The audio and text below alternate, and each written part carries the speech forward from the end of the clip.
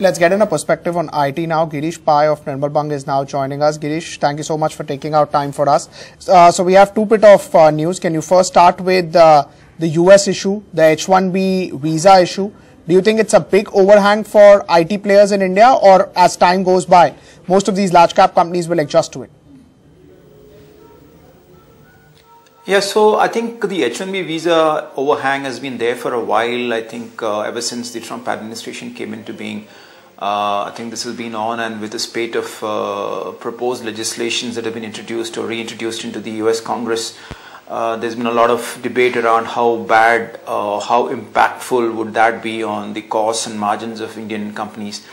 So there's been a lot of analysis done, and even we've done our bit of analysis, and we think that if some of the proposals like, a minimum wage of 100,000, 130,000 or whatever, these various numbers floating around in these legislations, if those come true, then there could be an issue on the margin front, because I think the median salary numbers that one is talking about for the Indian companies anywhere between 65 and 75,000 US dollars. So, and there is a fair, and I think most Indian companies have, in the US workforce at least 50 to 60% of people having H-1B visas, though they've been trying to reduce that number over a period of time.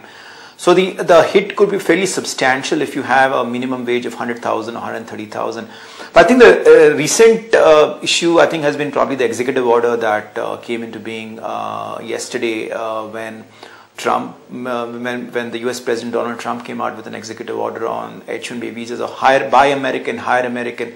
So from that, I can see that, there could be an issue with even getting fresh H-1B visas, because what it proposes is basically a shift away from the existing lottery system to a system whereby visas are given out based on salaries or the skill levels, which can probably be equated to salary. So just to read out what the executive order says, it says that H-1B visas, as soon as practicable, or suggest reforms to help ensure that H-1B visas are awarded to the most skilled or highest paid petition beneficiaries. So it clearly says in black and white that the kind of employees that who would probably receive H-1B visas are probably going to be the higher paid ones, and typically the local tech companies like a Facebook or a Microsoft or somebody pays far more than the Indian companies pay. They're typically about $100,000. So typically, under such a situation, I would think that getting a visa itself could be a problem for Indian IT services firms. I don't know whether this is going to be applicable as of FY18, because the applications have been received. I think they're being processed at this point in time. So one is not sure whether some of these change in regulations and rules that are going to come about will be applicable for the financial year, US financial year starting October 17 going up to September 2018. One doesn't know that. We'll have to wait. We have to get greater clarity. But I'm pretty sure that starting from FY19, that is US FY19, things will definitely be very different from where they are right now. And as you heard from most of the companies, they are actually trying to shift away from H-1B visa dependent kind of a workforce to a much more local workforce, which is going to impact their margins also. So broadly, yes, I think H-1B visas will have an impact, and I think some of that is reflected in the kind of guidance that Infosys gave in terms of its margins. It was not reflected in the margin I won't say margin guidance, but the kind of number that TCS talked about yesterday, 26 to 28% margin, which neither takes into account rupee appreciation and it doesn't, in my opinion, not take into account any kind of hits from a change in the visa regulations. Right. Let's talk about the TCS numbers as well. Q4 was in line with your estimate, or do you think it was softer than some of the weakest estimate as well? Yeah, so I think TCS numbers for Q4 were definitely softer from a revenue standpoint. The fact that it delivered just about 1% growth on a constant currency QOQ basis versus our expectation of a 2%. I think the street was expecting something similar. does indicate, that things are fairly soft out there, and it did indicate. The company did say that there was a very large project which came to end in 3Q, and that the hole that it created couldn't be filled in 4Q. So that is what led to this kind of soft revenue guidance, that revenue performance that the company gave.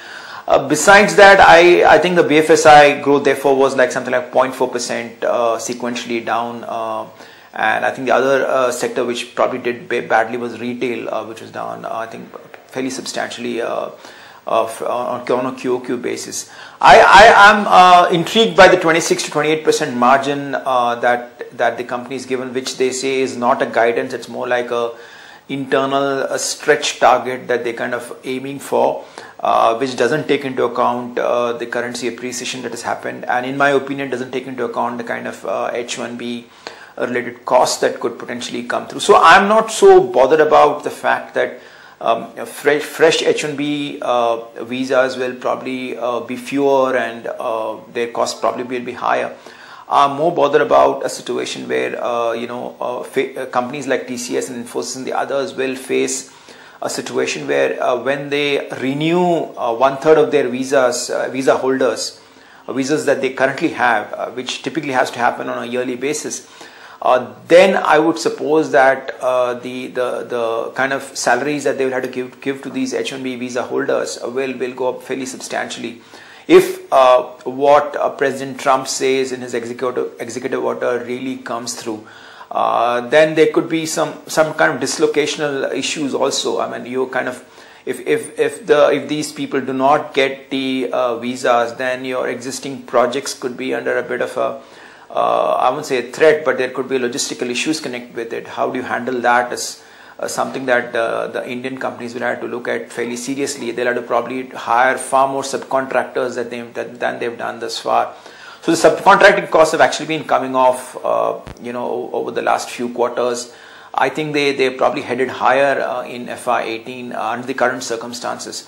That could be one issue that the Indian companies face. The other issue could be to do with utilization of on-site employees, because an H-1B worker is a far more mobile worker. He can work for 3-4 months in New York and probably shift to California for the next 4 months. And whereas a US employee doesn't want to be shifted from one location to another at such short intervals. Which is a problem which kind of got highlighted in one of the analyst calls that Infosys did. That is the reason why they're kind of setting up development centers in the US, where they said they're not able to attract local talent because the local talent believes that they're going to be shifted from one city to another city within the US fairly quick at frequent intervals, which affects their life in one sense. So these are the issues that I felt. I think the other issue is the TCS said that FY18 is going to be incrementally more positive than FY17. I don't know what that would mean, because if their largest sector, PFSI, the growth pickup there is going to be delayed because customers do want to spend, but they would spend only when certain things like say deregulation of the financial services sector is done by the Trump administration comes through, or credit growth picks up. All that has to happen for them to start spending, which I think is probably not on the anvil in the immediate term. Though I would say insurance seems fairly promising. At least the company says that it's 1, 2, 3 large deals out there which could probably perk up insurance growth. So broadly, that's the picture. So I'm kind of factoring in something like 5.5% kind of a dollar revenue growth for both these companies, with a fair bit of margin cut. So for instance, I'm working with somewhere close to about 24% type EBIT margin in FY18 for TCS, whereas the company is talking about 26% number. And similarly, for Infosys, I'm working with a 23% number for FY18. And I'm getting an EPS which is broadly flat over the next couple of years for both these companies. So broadly, that's kind of picture I have on the fundamental side. So we've been negative in the sector for about a couple of years now, maybe a shade more than a couple of years, and we continue to be so Because of the fact that we're going to see very anemic dollar revenue growth and margins are going to come off, and we think that INR EPS growth is going to be fairly muted. It's going to be probably flat for both these companies, and we don't see any kind of major triggers on the horizon for for the stocks to do very well from here. Right, Girish, can you just talk about TCS in terms of YOY growth as well? So if you look at YOY growth, till now it was 7 to 8% or slightly 8 to 9%. But yesterday's number was just around 6%. You look at the entire number, it was not particularly that great in terms of dollar revenue growth. Can that lead to derating? I know a little bit of derating has already happened, but the 20-25% premium that TCS is getting versus the sector, can that come down because YOY growth is also now slipping? Yeah, so TCS delivered what 6.2% growth for the entire FY19 in US dollar terms. I think the CC, the constant currency revenue growth was probably, I think, 200 basis points high. I think probably close to 8.5% or thereabouts. Because there's been a lot of cross-currency headwinds that the companies had to face in FY17. So constant currency number has been about 200 basis points higher. I think both in constant currency as well as in dollar terms, my sense is we should not see any kind of material improvement from the numbers that one saw in FY17. My theory is that we'll probably see at least a 200 to 300 basis point cut in terms of growth, because I think the largest sector which should be driving, which constitutes almost like 40% of its revenues, BFSI is probably not going to show much traction besides the insurance piece that's there. I would probably think that it will continue to be sluggish. So that is an area, and retail obviously is another vertical which I think which the companies admitted will not do well in FY18, because they've got a lot of structural issues out there in the US, and that is a fairly substantial part of its revenues. I think it's in the 13 to 15% kind of range. So I would think that if both these reasonably large size sectors, which constitute about 40 to 50% of revenues, do not do too well, even if the rest of the piece does fairly well, I don't think growth is going to pick up. Pickup is not going to be anything material in FY18. Yes, I mean growth has been muted, and that is probably the reason why on a standalone basis the PE multiples have come off. There still is a small premium that TCS enjoys vis-a-vis Infosys as things stand right now. We think it's probably unjustified. Maybe a couple of years back, TCS was growing far more faster than Infosys was. But I think the gap between TCS and Infosys from a growth standpoint has kind of compressed very substantially. And I think right now we see a situation where both these companies are going to grow revenues in tandem in one sense, in the mid, in the 5.5, 6% kind of range in dollar terms going into the next couple of years. So there's no major difference in terms of revenue growth one is going to see in dollar terms, and even as I mentioned on a INR EPS perspective, we basically see flat EPS for both these companies over the next couple of years. So there's going to be no material growth that one can see in EPS going forward. So with earnings broadly remaining flat for 3 years for both these companies, I would probably think that valuations will remain compressed. And TCS, whatever little premium it has got vis-a-vis Infosys, I think that should also kind of come off. So broadly, that's my take on TCS and Infosys. Right. Just a word on the guidance bit as well. So they said about financial businesses going ahead will improve better. You explained about the margins that you are expecting 24, but the management was bullish between 26 to 28. So you think as Q1 and Q2 goes through, that commentary would also change?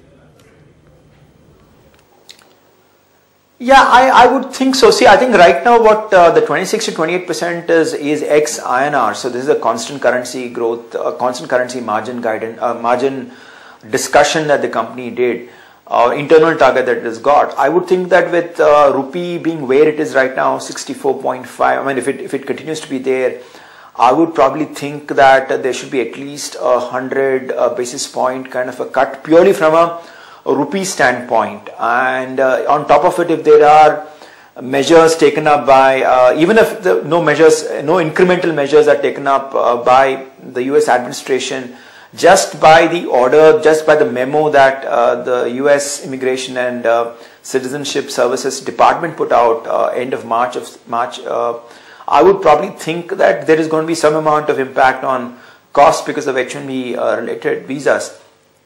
And obviously, if there are some further measures that are going to be brought in, I would probably think the costs are just going to go up. So I would probably think that, you know, from the margin front, there is definitely a risk that it's going to be lower than the 26% number in FY18. Obviously, both Infosys and TCS are first half driven companies. So first Q1 and Q2 have to deliver the numbers. Otherwise, I think the second half typically is fairly, you know, Q3, Q4 numbers are typically wash out numbers, in the sense that these quarters are seasonally very weak quarters. So I think Q1 and Q2 are very critical for even a 5-6% kind of growth to come through. I would think that the street would have to factor in something like 2.5-3% kind of sequential revenue growth in at least in Q1 and Q2 for them to deliver even a 6% kind of a revenue growth number. So there is an expectation. Even I've built that kind of expectation to my kind of model. So Q1 and Q2 are very critical, and we'll have to see how those pan out.